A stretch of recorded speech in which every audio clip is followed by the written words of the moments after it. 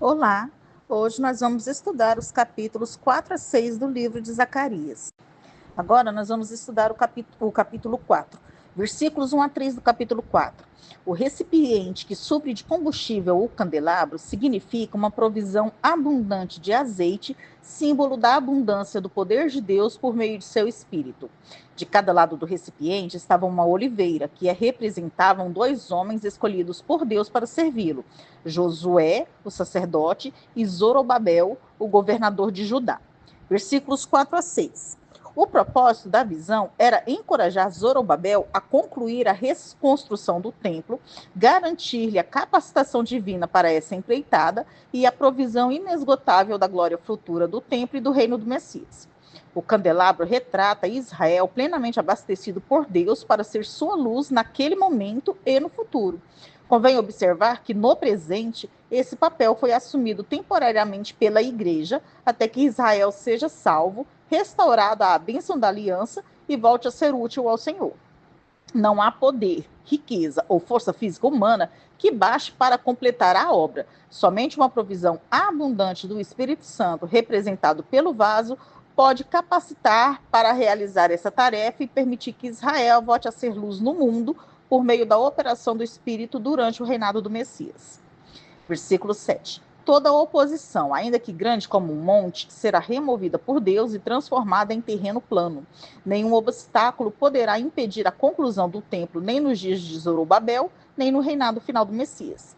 Versículos 8 a 9. Zorobabel começou a obra quando suas mãos lançaram os alicerces, e ele a terminaria quando colocasse a pedra de remate, ou a cobertura do edifício. O povo responderia à ação de Zorobabel, invocando a bênção de Deus sobre o edifício com aclamações. A conclusão da obra provaria a autenticidade do profeta. O templo foi concluído em 516 a.C. Versículo 10. A reconstrução de um templo menor do que o de Salomão pode ter desanimado alguns, mas o Senhor anuncia o seu favor sobre a obra e o seu cuidado onisciente, por isso a referência a 7 olhos.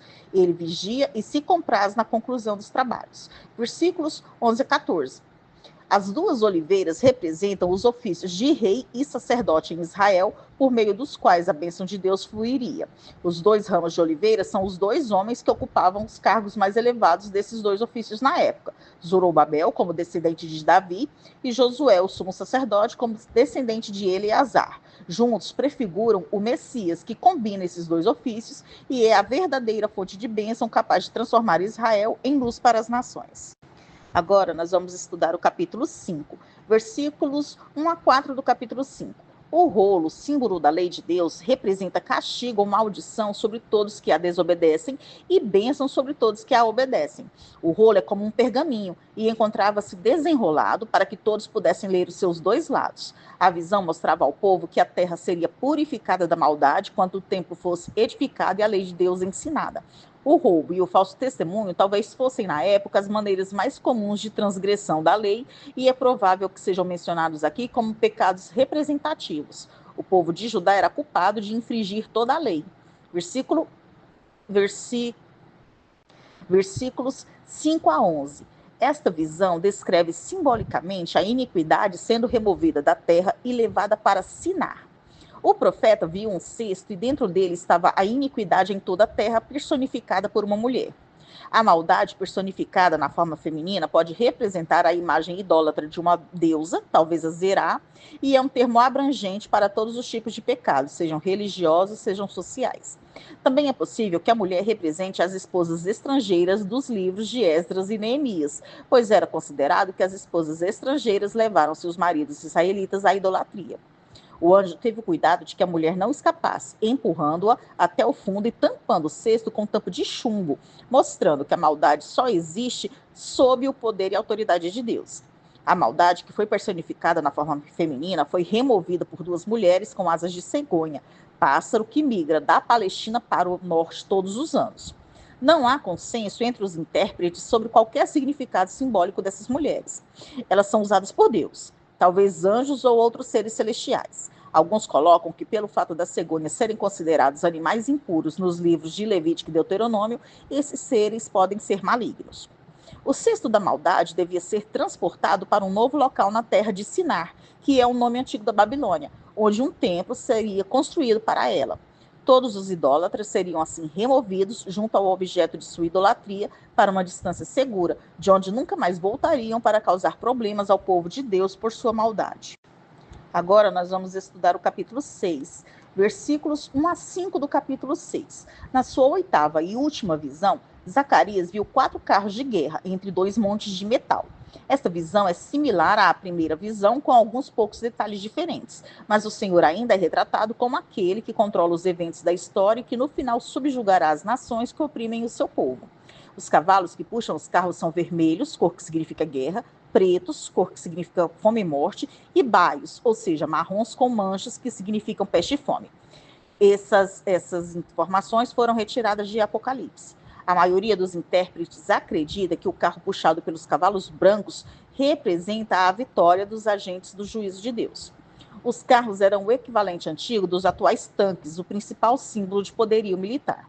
Os 4 ventos são, na realidade, seres angelicais. Tanto os carros de guerra como os montes de metal indicam o juízo contra os inimigos de Deus. Os montes de bronze podem ser o Monte Sião e o Monte das Oliveiras, separados pelo Vale do Cedron. Judeus, cristãos e até muçulmanos ensinam de longa data que esse será o lugar do julgamento final. Versículos 6 e 7. Os cavaleiros e os carros vão para o norte e para o sul, isto é, rumo à Babilônia e ao Egito, que também representam as forças do norte e do sul durante o fim dos tempos, as quais Deus destruirá. Versículo 8. Os que foram para o norte fizeram repousar o Espírito do Senhor ao levar o juízo de Deus, assim satisfazendo a sua perfeita justiça e cessando sua ira. Isso significa a derrota total e definitiva daqueles que se opuseram a Deus. Versículos 9 a 15. Eldai, Tobias e Gedaías são identificados como exilados. Então, provavelmente, eles continuaram a morar na Babilônia, mas haviam ido oferecer presentes para a reconstrução do templo. Zacarias é instruído a se encontrar com eles naquele mesmo dia e receber as ofertas. Zacarias não devia confeccionar a coroa ou turbante do sumo sacerdote, mas sim uma coroa diferente, majestosa, elaborada com vários diademas para coroar Josué.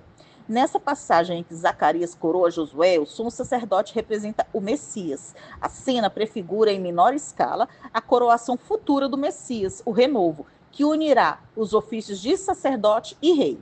Aqueles que estão longe e ajudarão a edificar o templo do Senhor podem ser judeus ainda no exílio, que irão para ajudar.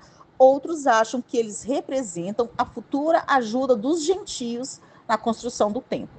Nós terminamos aqui o estudo dos capítulos 4 a 6 do livro de Zacarias.